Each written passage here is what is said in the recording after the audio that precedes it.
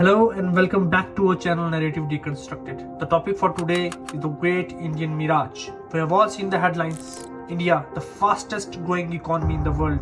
It is a narrative of inevitable triumph. But former RBI Governor Raghuram Rajan warns that if we look closer, we might be chasing a great mirage. In today's episode of Narrative Deconstructed, we are stripping away the 7% GDP growth glitter to look at the smile curve and why Raghuram Rajan believes that without a radical shift towards human capital development, the Indian manufacturing dream might be a desert of jobless growth. Is the Indian century a certainty or are we misreading the map? Welcome to 2026. On paper, we are a global bright spot, a masterpiece of $5 trillion economy. But let's address the elephant in the room, that the mainstream media is highly paid to ignore. Why our 500 rupee note behaves like a 200 rupee note when you step into the market. And if this economy is booming, this is a complete paradox. And the mainstream media is celebrating this. And as they are celebrating this, your household savings have collapsed to a record 50-year low. And Raghuram Rajan has correctly stated when he said that we are in danger of becoming a society where the winner will take everything, skipping the most vital manufacturing stage to build a shiny service sector roof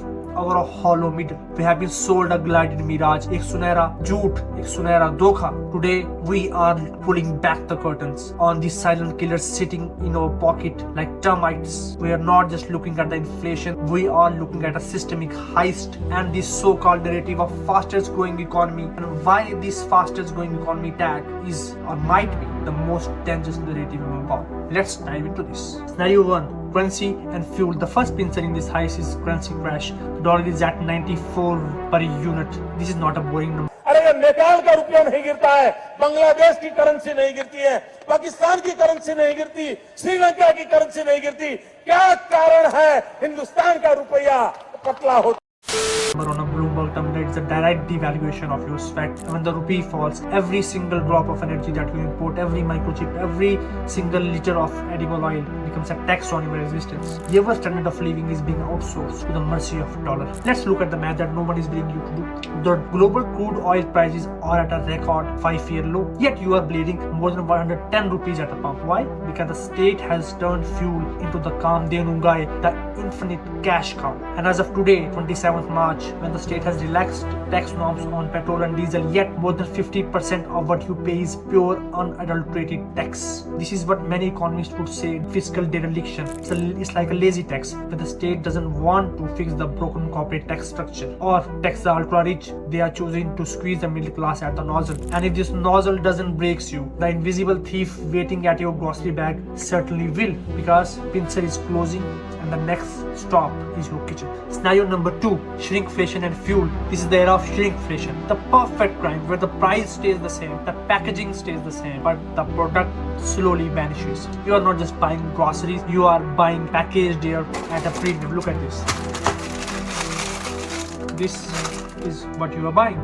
And this heist doesn't stop at the cash out counter. Look at your kitchen right now. The official price of LPG, 1150 rupees, is already a gut punch, but the real rot is the LPG shadow economy. The 100 rupees mandatory bribe for the delivery. This is like a multi-billion dollar black market operating under the administration nose directly, and still there is nothing and no question about it. This is a testament to regulatory paralysis. It is a tax on a doorstep, and most importantly, it is a bribe for a basic right. This is not just about some missing biscuits and snacks or tips. This is about a nation losing its very foundation, its protein, to policy blindness. Scenario number 3. The protein crisis. We are a carb-only nation. The state beats its chest of providing free grains to 80 crore people, but here's the brutal truth. You can survive on rice, but you cannot thrive on it. In 2026, protein has become a class privilege. Milk is no longer a staple. It is a luxury liquid. Pulses are no longer poor man's meat. They have become premium asset. And by ignoring this protein inflation, the state is literally practicing a nutritional apartheid. The science is very clear. If the child does not get get protein in his first 1000 days, his brain does not develop fully. His cognitive capabilities are capped, and by making egg and milk unaffordable for the middle and lower class, the state is ensuring that the next generation remains a low-cost, low-cognitive, permanent labor force. Now comes the bitter pill to swallow in 2026. We are the largest producer of milk. We are the largest producer of pulses. We are the global leaders of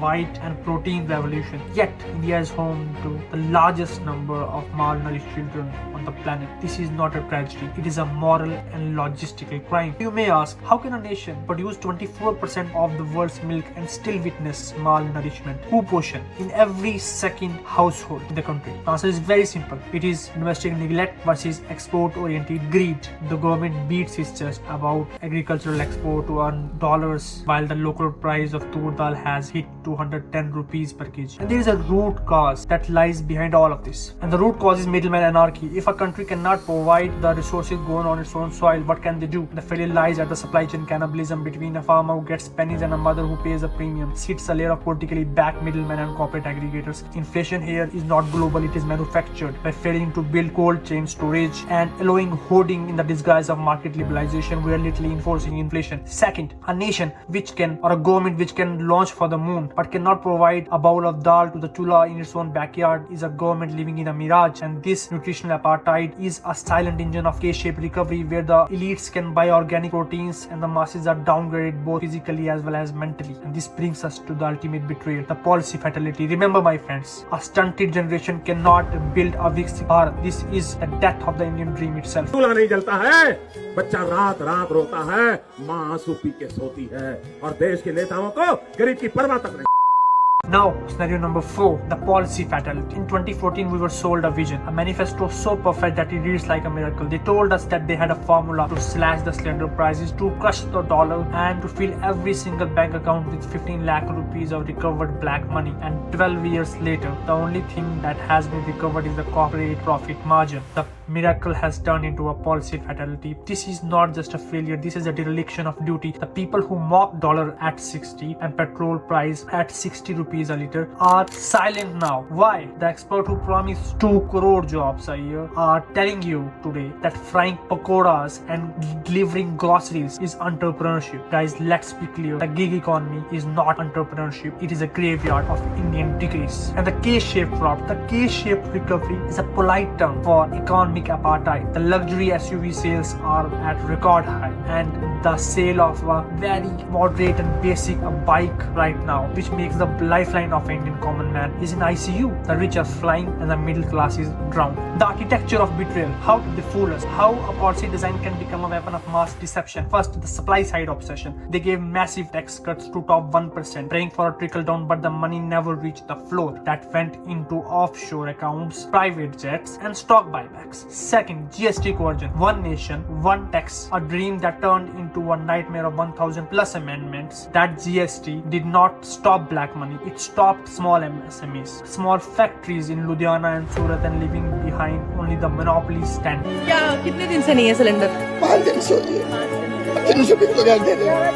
300 रुपए kilo gas बिक रही है। 300 रुपए kilo gas बिक रही है। अमूमन आप जाते हैं तो आपको 100 रुपए किलो के हिसाब से बिकती है, उसका 2 गुना कर दिया गया। Third, data suppression. This is the ultimate escape from the duty. When the unemployment numbers does not look good, they stop the survey. When the consumption drops, they disregard the data. And this is completely bizarre. You cannot heal a wound if you refuse to look at it. They switched from vikas to distraction only because the data does not fit their PR. So, is there any way out of it? Are we just numbers in the billionaire's ledger? Or can we really reclaim the redistributive justice we were promised? The course of action, reclaiming distributive justice. We have spent years being the subject of politics instead of citizens of an economy. Their self-interest is $5 trillion headline. Our self-interest is a dignified life. It's time to stop being the audience of their manifesto and start being the author of our own justice. हमें सिर्फ growth नहीं, distributive justice चाहिए. तकसीमाती इंसाफ, वितरणात्मक न्याय. This isn't a radical dream. It's a fundamental right. And here's a roadmap of waking up. First, direct tax indexing.